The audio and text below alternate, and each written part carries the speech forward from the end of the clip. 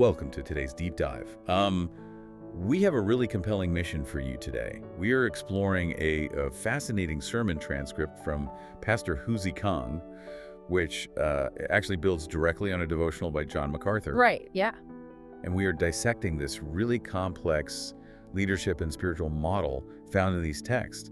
Like, how do you perfectly balance radical empathy with uncompromising truth? It's a really difficult balance to strike, to be honest. The source actually begins by outlining how Jesus built connections with people, and it paints this picture of someone who is radically available. Right. The text really highlights that he was perpetually accessible. Like, no matter where he was going, he was never too rushed to stop and talk to someone who was hurting. Yeah, and he was completely impartial, too. The text shows him treating a powerful Roman centurion, an occupying military commander, with the exact same time and respect as an outcast woman bleeding in the street. A woman who wasn't even supposed to be out in public, right? Exactly. He was exceptionally gentle with marginalized people like that, and deeply sensitive to their hidden needs, all while remaining crystal clear in his public instructions.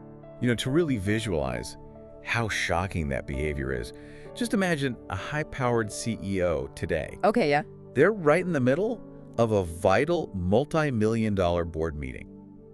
But suddenly, they glance out the glass door, notice a junior mailroom employee crying in the hallway, and instead of ignoring it, the CEO just walks out of the meeting. Oh, wow. Yeah, they just sit down on the floor and listen.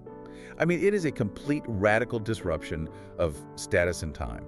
That kind of radical empathy is incredibly compelling. But Pastor Hugh warns that, well, if you stop the analysis right there, you end up constructing a distorted, feel-good echo chamber. Right, which leads directly into his critique of modern approaches to faith. Yes. Because if you only focus on the gentle, empathetic side, you start treating spirituality like a marketing pitch or, an insurance policy. Yeah, where you only sell the perks, like the blessings, the grace, the personal comfort, basically just to keep the customer happy. Exactly. But the sermon emphasizes that God is described in these texts as a deity of both love and justice. Right. When you strip away the justice, you basically lose the core of the message. But honestly, reconciling those two extremes feels like whiplash. It really does. I mean, how do you square that perfectly gentle figure sitting on the floor with an outcast, with the figure who aggressively called religious leaders hypocrites and literally flipped tables to cleanse a temple? Well, you have to look at how flipping those tables functioned as a necessary diagnosis. Okay, what do you mean? So, those religious leaders knew the law perfectly, but they weren't actually living it out. They had turned a sacred space meant for prayer into a highly profitable marketplace. Right. By physically disrupting the financial center of the temple, he wasn't just throwing a tantrum, he was exposing their core corruption. Forcing them to confront their own hypocrisy, basically.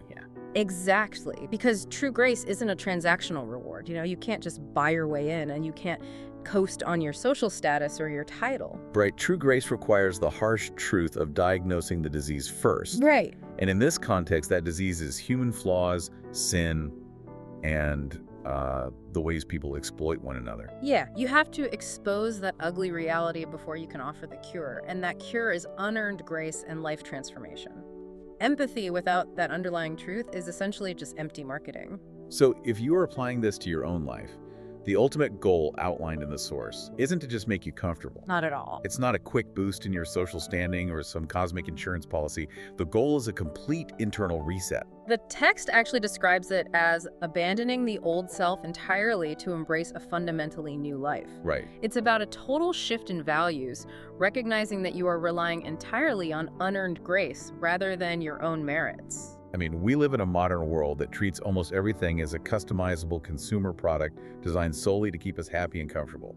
Oh, absolutely. Yeah. Everything is transactional. Right. So as we wrap up this deep dive, we want to leave you with a question to ponder.